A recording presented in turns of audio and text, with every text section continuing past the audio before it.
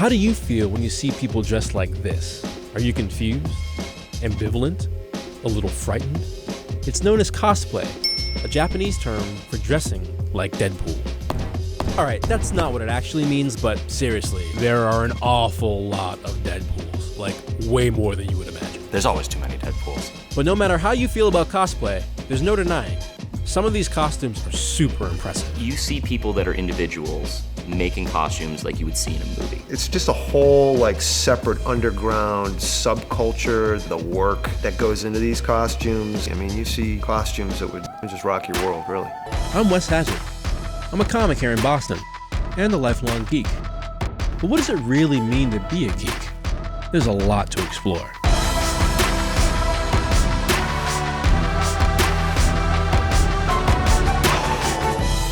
Secret Worlds of Boston Comic-Con, presented by your New England Chevy dealers. So what's behind the thriving subculture of cosplay? Why do so many people devote their time, energy, and skill to it? And who are they? We're about to meet one of the top cosplayers in the area. And don't worry, I'm not gonna ask her about Deadpool.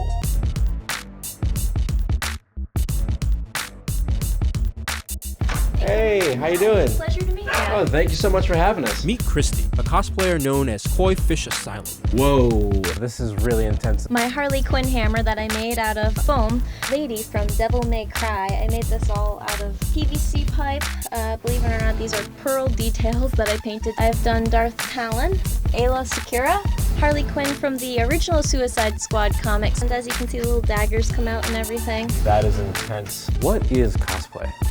It's different for everyone. Some people buy their costumes to just recreate their favorite character. To some people, it's an artistic process. To other people, it's more about bringing the character to life with acting. People would start dressing up as their characters, like in the 70s, and then Star Trek conventions started happening. It really took off in Japan, became mainstream out there with their anime, and then it started coming back over here more mainstream as well. I grew up watching Star Trek and Star Wars and Batman, the animated series, and collecting comics. The geekdom definitely came first. As I grew older, like as a teenager, I remember scanning through the internet, and that's where I first got my exposure to the cosplay world. I basically only costume characters that I absolutely love. I first started making costumes because I could not find costumes for who I wanted to be for Halloween. The fact that I had made it myself was very gratifying.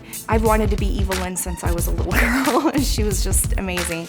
Ariel might look like she's killing it now, but her first cosplay did not go as planned. I was really, really nervous about getting in front of people. This was me showing off my own work, my own love.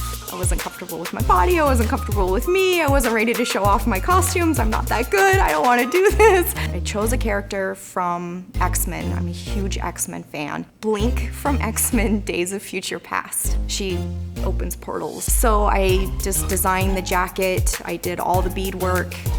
That one actually took me 6 months to do. I learned some Mandarin Chinese, made my own portal, so that I could open it on stage and show off my portal. It was a mess.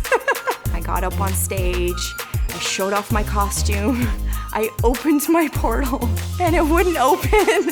So I was shaking it up on stage and finally it opened, but then the LED lights didn't work. And then I forgot all my Mandarin Chinese and I ran off the stage. It was like, that was the worst experience ever. But I got honorable mention. I was like, wow, okay. All right, next time I need to get my stage presence better, and I think I can do this again. And I fell in love. My costume was reflecting who I was at the time. And, you know, I realized cosplay's art. I'm expressing myself through my costume. For example, one of my favorite Marvel characters is Black Cat from Spider-Man. How important would you say it is, like, the attitude and capturing the essence of the character? Like, are you performing when you're out there on the convention floor? Oh yeah, though sometimes with the more serious characters, I do have a harder time just maintaining that straight face. I do want to capture the badassery of the character. That's really interesting to me. Do you have that kind of community? Is that really common with Oh people sharing yeah, ideas? right. Like the cosplay community is so amazing. There's so many amazing, interested, talented people that I've met. In this community, it seems like everyone's genuinely happy about what you're doing and they want to help you. We talk and we get excited about each other's costumes and we help each other. I cut out literally every butterfly wing. Oh, wow. How many days about did that take you? Oh, it took at least a couple months. All the stones I put on individually, all the pearls I put on individually. For the head-to-toe body paint, it took 2 hours to get painted up. Well, right now I'm working on a Tank Girl, the comic book cover where she has the rocket bra. So we reverse casted this, so it'll look like that. It takes a lot of work and a lot of dedication, and a lot of commitment to the fandom, that's for sure. For me, a competition cosplay will probably take from beginning to end about 3 to 4 months. I do costuming more for the socialization aspect, to meet up, like hang out with people who have similar fandoms, similar interests. It's almost like wearing a beacon of, I'm into the thing that you're into. You see this all the time at Boston Comic Con. People will just randomly meet, they're like, oh my god, you're dressed like Loki, I'm Thor, let's get some pictures. I've seen a lot of people that are not what you would call outgoing, confident people that transform when they're in costume.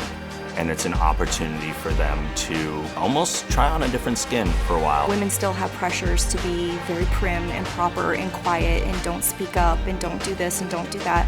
And so as an adult, you're wanting to be yourself. Cosplay definitely is a safe environment to do that in, with others that are doing it with you. It's therapy. To a lot of people, it's therapy for me. So all that work, the research, the stitching, the sculpting, the welding, the painting, it's not just so you can have a crazy costume. It's a chance to escape yourself, or even a chance to get closer to the self you want to become. Even if that self looks like Deadpool.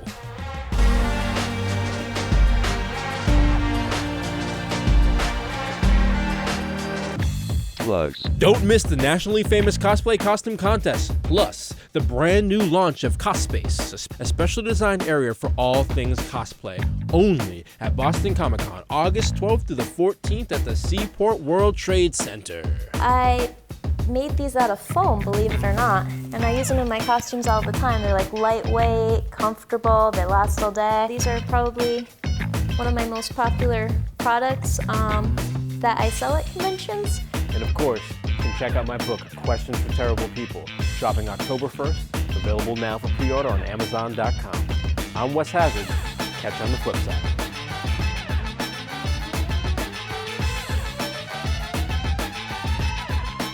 Come check out the award-winning lineup of tech-savvy Chevy vehicles on site at Boston Comic Con, August 12th through the 14th. To purchase tickets and for more information, go to bostoncomiccon.com.